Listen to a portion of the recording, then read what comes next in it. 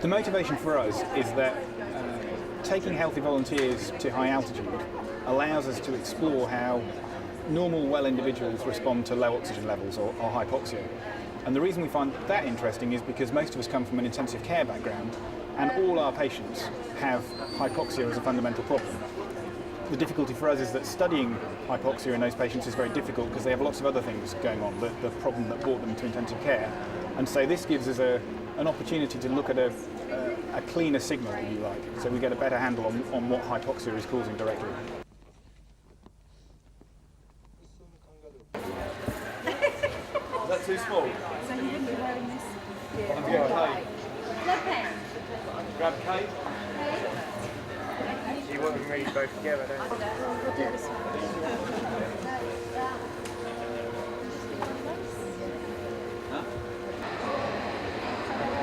Well, here we are inside one of the tents that we intend to take to Everest. We'll have a tent like this at Everest Base Camp and also higher up on the mountain.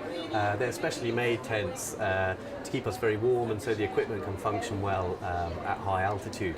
And we have a selection of the equipment that we'll be taking up the mountain with us here now. Probably the most core component is the exercise bike here. The trekkers and the climbers who come on the trip will be exercising on this bicycle, and we'll be measuring the amount of oxygen that they use whilst exercising on the bike. It's quite a heavy bike, but it breaks down into small pieces so that we can carry it up the mountain and construct it again and put it up in the tent.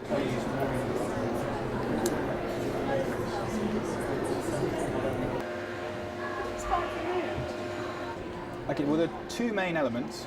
The first is that there are just over 200 healthy volunteers who will be flying out from London to Kathmandu, then flying up into the foothills of the Himalayas and trekking over about 11 days to Everest Base Camp.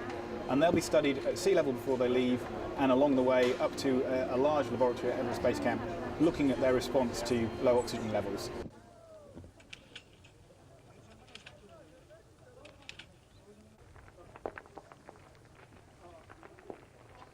In 6 hours.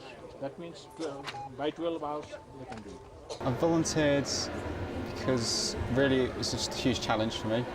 I've always aspired to go to Everest, and the research behind it's interesting because hopefully it's going to help people with respiratory problems. My dad suffers from asthma.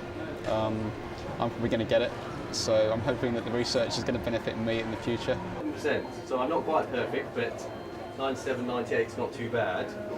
And when we're at the base camp of the mountain, at Mt Everest, you'd expect people's oxygen saturation